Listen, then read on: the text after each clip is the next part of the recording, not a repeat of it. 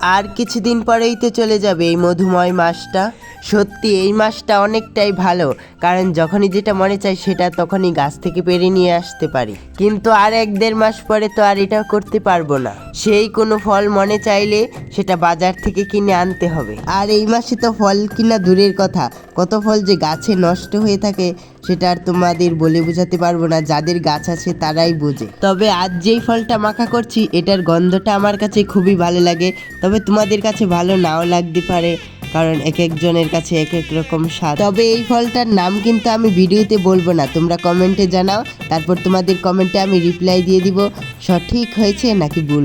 তবে আমার কাছে একটা জিনিস খুবই খারাপ লাগে, তোমরা অনেকেই আমার ভিডিওগুলো দেখে দেখে চলে যাও, সাবস্ক্রাইব করো না, প্লিজ সাবস্ক্রাইব করে দিও।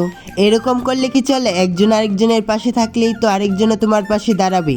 আচ্ছা, তোমরা আজকে চ্যানেলটা সাবস্ক্রাইব করে কমেন্টে জানিয়ে যাও পরবর্তীতে কী মাখা করব, আর এই ফলটার নাম কি অবশ্যই কমেন্টে জানিয়ে যাও। সত্যি বলছি এই মাখাটা আগে কখনো খাইনি, দারুণ লেগেছে আমার কাছে।